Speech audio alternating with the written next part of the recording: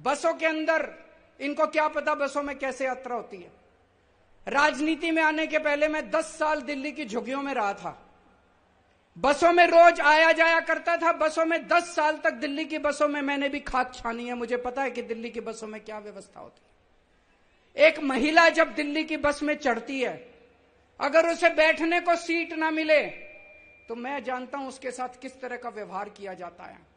इधर से कोई छेड़ता है, उधर से कोई छेड़ता है, इधर से कोई उसको तंग करता है। किस तरह से दिल्ली की बसों के अंदर जेब कतरे काम करते हैं, किस तरह से अपराध होते हैं। जब हमारी सरकार बनी, हमने दिल्ली में बस मार्शल नियुक्त किए। बस मार्शल जब से नियुक्त किए, मेरे को चारों तरफ से पता चलने लगा महिलाएं अब अपने आप को सुरक्षित महसूस कर रही हैं। अगर किसी बस के अंदर कोई मन चला, कोई गलत आदमी किसी महिला को छेड़ता था, वो जोर से शोर मचाती थी, बस मार्शल उसको तुरंत आके दबोच लेते थे और उसको पुलिस थाने ले जाते थे। कितने ऐसे मौके हैं, मेरे को पता है हमारे बस मार्शलों ने कितने अपराध रोके हैं, कितने जेब कतरे पकड़े हैं। एक बार तो एक छोटा सा बच्चा, 4 साल का बच्चा, उसको किडनैप करके ले जा रहे थे कुछ लोग। वो बच्चा बुरी तरह से रो रहा था। बस मार्शल को शक हुआ कुछ तो गड़बड़ है। वो एक स्टॉप पे उतरा, एक आदमी उस बच्चे को लेके, वो बस मार्शल उसके पीछे पीछे उतर गया और उसको रेलवे स्टेशन तक उसका पीछा किया। तब पता चला वो बच्चे को किडनैप करके ले जा रहा था। हमारे बस मार्शल ने उस किडनैपर को पकड़ के और उसको बच्चे को अपने मां बाप को लौटाया। अरे तुमसे तो नहीं संभल रही दिल्ली की सुरक्षा व्यवस्था। अगर कोई दूसरा अच्छे काम कर रहा है उसको तो मत रोको यार।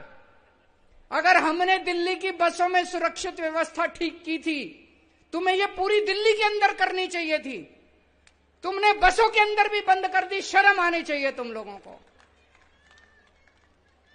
इन्होंने बस मार्शल 1 साल हो गया दिल्ली के अंदर बंद किए हुए। 3-4 बार तो मैं दिल्ली के एलजी के पास होके आया। मैंने दिल्ली के एलजी के पैर पकड़े, मैंने कहा ये बस मार्शल बंद मत करो। एक तरफ इन्होंने दिल्ली में बसों के अंदर महिलाओं को असुरक्षित कर दिया, यात्रियों को असुरक्षित कर दिया। दूसरी तरफ ये बस मार्शल कौन है? ये गरीब बच्चे हैं बेचारे। 15-15 हजार रुपए मिलते हैं इनको महीने के। अरे 15 हजार रुपए में आजकल कौन नौकरी करता है? गरीब आदमी तो नौकरी करता है। कोई इनका बीजेपी के नेताओं का बच्चा तो नौकरी नहीं करता बस मार्शल की। गरीब आदमी तो नौकरी करता है। बहन जी गलत तो नहीं कह रहा? गरीब आदमी तो नौकरी करता है। इन 10,000 बस मार्शल की नौकरी छीन ली इन लोगों ने। और कितनी नौटंकी कर रहे हैं, कितना झूठ बोल रहे हैं। कभी कहते हैं कैबिनेट नोट पास नहीं किया, कभी कहते हैं फलाना नोट पास नहीं किया, ये नहीं किया। कल हमारी सारी कैबिनेट बैठ गई इनके साथ। आतिशी जी, सौरभ भारद्वाज, ये हमारे सारे मंत्री बैठ गए। बोले बताओ कहां साइन करने हैं? बोले कैबिनेट नोट पास करो। इन्होंने कैबिनेट नोट बना दिया। कल ये सारे दिल्ली के सामने, सारे देश के सामने ये नंगे हो गए ये लोग। इसका मतलब इनकी नीयत नहीं है। इनकी नीयत नहीं है। ये गरीबों के खिलाफ हैं ये लोग। ये गरीब विरोधी हैं। मेरे को पता चला जब मैं जेल में था, इन्होंने 500 डेटा एंट्री ऑपरेटर निकाल दिए अस्पतालों से। गरीब डेटा, जब आप सरकारी अस्पताल में जाते हो, खिड़की पे जाते हो, जो आपकी पर्ची बनाता है वो तो गरीब आदमी होता है जो पर्ची बनाता है। पर्ची बनाने वाले 500 आदमी निकाल दिए इन लोगों ने, बीजेपी वालों ने। 1000 आपके सीवर की सफाई करने वाली लेबर निकाल दी इन लोगों ने।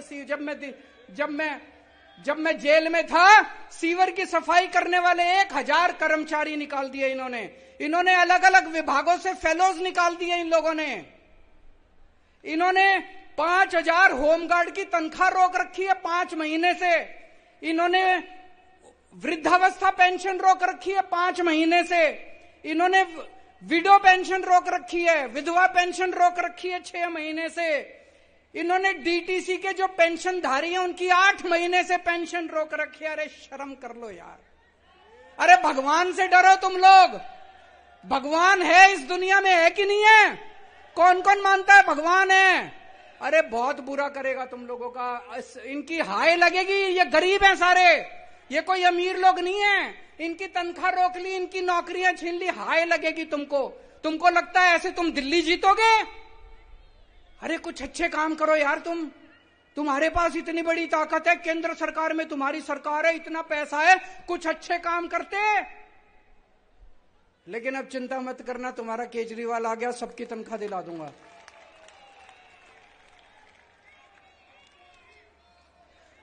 सारे काम करा दूंगा, सबकी तनख्वाह दिला दूंगा, सबकी नौकरी वापस करवाऊंगा। जितने बस मार्शल हैं, सारे बस मार्शल को कहना चाहता हूं, आपका बड़ा भाई आ गया, लड़ेंगे। कल मैंने देखा कैसे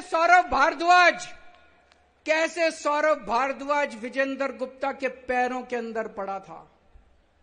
ये छोटी बात नहीं है भाई साहब, बहुत बड़ी बात है। कोई मंत्री बन जाए, उसका ऐसा अहंकार हो जाता है, मैं अभी इनके एक मंत्री का बयान बताऊंगा। हमारे मंत्री दिल्ली के लोगों के लिए इनके पैरों में भी गिर जाते हैं। कल सौरभ भारद्वाज बीजेपी के पैरों में नहीं गिरा था। सौरभ भारद्वाज कौन है? ये कोई एक शख्स नहीं है, दिल्ली के 2 करोड़ लोगों द्वारा चुना हुआ मंत्री है, आपका मंत्री है। कल सौरभ भारद्वाज बीजेपी के पैरों में नहीं था, इस देश का जनतंत्र बीजेपी के पैरों में गिर के कराह रहा था। बड़ी शर्म आई, जिस पार्टी को 62 सीटें दी लोगों ने और जिस पार्टी को 8 सीटें दी, वो 62 सीटों वाली सरकार बीजेपी के पैरों में गिर के उनसे भीख मांग रही है, हमारे बस मार्शल्स को बचा लो।